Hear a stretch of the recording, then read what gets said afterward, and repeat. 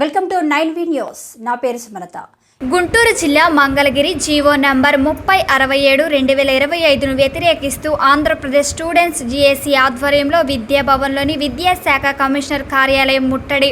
ఆంధ్రప్రదేశ్ ప్రభుత్వం ఈ నెల 1వ తారీఖు ఇచ్చిన జీవో వ్యతిరేకిస్తూ ప్రభుత్వ పాఠశాలలోకి మరియు కళాశాలలోకి విద్యార్థి సంఘాలు మరియు ప్రజా సంఘాలు ఇతర వ్యక్తులు ఎవరూ కూడా వెళ్లడానికి వీలు లేదని చెప్పి తెచ్చిన ఈ చీకటి జీవోను వ్యతిరేకిస్తూ ఆంధ్రప్రదేశ్ స్టూడెంట్స్ జేఏసీ రాష్ట్ర కమిటీ ఆధ్వర్యంలో 12/8/2025 మంగళవారం విద్యాభవన్లోని పాఠశాల కమిషనర్ కార్యాలయాన్ని రాష్ట్ర అధ్యక్షులు హేమాద్రి యాదవ్ మరియు రాష్ట్ర ఉపాధ్యక్షులు ముక్తార్ బాషా పిలుపు మేరకు రాష్ట్ర వ్యాప్తంగా ఉన్న ఏపీఎస్ జేఏసీ జిల్లా నాయకులు, రాష్ట్ర నాయకులు అందరూ కూడా పాల్గొని భారీ ఎత్తున ముట్టడించడం జరిగింది. నా పేరు హేమాద్రి యాదవ్, ఆంధ్రప్రదేశ్ స్టూడెంట్ జేఏసీ రాష్ట్ర అధ్యక్షులుగా పనిచేస్తున్నాను. ఆంధ్రప్రదేశ్ ప్రభుత్వం ఈ ఆగస్టు 1వ తారీఖున ఒక ఉత్తర్వులు పాస్ చేయడం జరిగింది కమిషనర్ గారి నుంచి.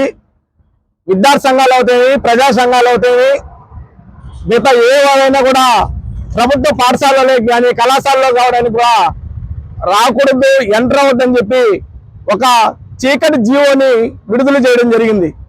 ఈ యొక్క జీవో వల్ల విద్యార్థి సంఘాల యొక్క నైతికతను దెబ్బతీసే విధంగా, విద్యార్థి యొక్క సంఘాల యొక్క నోటికి గుడ్డ కట్టే విధంగా, మా యొక్క హక్కులు కాలు రాసే విధంగా ఈ జీవో విడుదల చేశారని చెప్పి ఈరోజు మా యొక్క ఏపీ స్టూడెంట్ చేసి ఆధ్వర్యంలో రాష్ట్ర వ్యాప్తంగా ఉన్న రాష్ట్ర కమిటీ వాళ్ళందరూ కూడా ఇక్కడికి తరలి రావడం జరిగింది.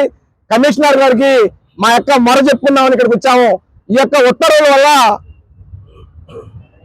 అన్ని పార్టీలకు కూడా మీరు ఇచ్చారు, రాజకీయ పార్టీలు రాకూడదని మేము దాన్ని స్వాగతిస్తున్నాం సార్.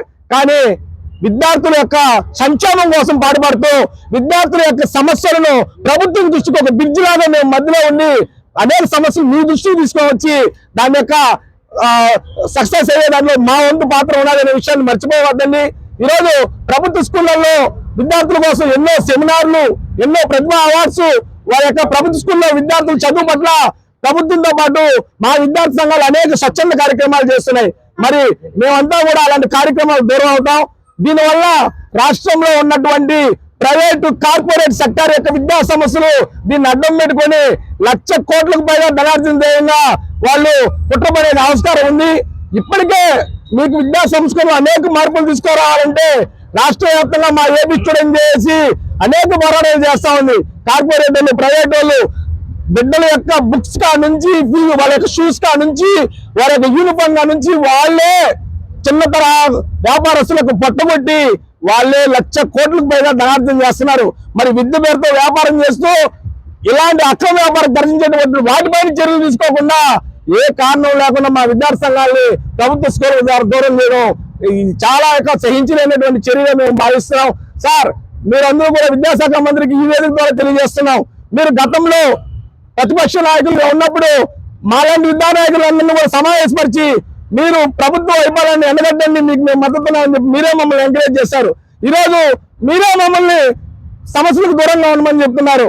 మరి సమస్యలు మీ దృష్టికి తీసుకువచ్చేది ఎవరు సార్?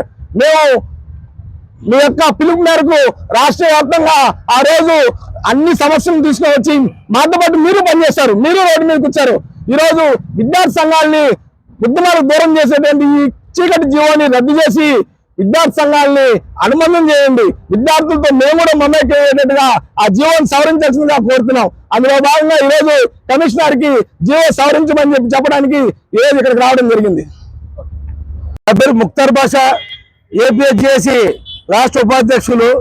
ఈరోజు విద్యా కమిషనర్ గారు ఒక జీవో ఇచ్చారు, 30/67/2025 A&I.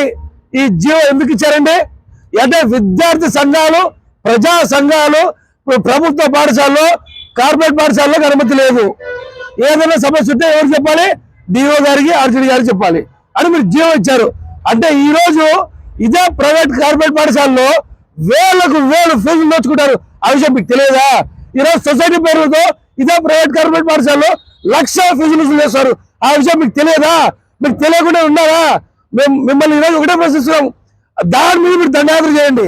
అంతేగాని విద్యార్థి సంఘాలు ఎక్కడ తప్పు జరిగితే దాన్ని మేము నిలదీనుకుంటే మమ్మల్ని ఈరోజు అరెస్ట్ చేస్తాం. ఎందుకు? లోపల జరిగే అక్రమాలను ఏడ బయట పెడతామని. అంటే అక్రమాలు బయట పెడతారు. ఈరోజు విద్యార్థి సంఘాలు ప్రజా సంఘాలు లోపలికి అనుమతిలేదు.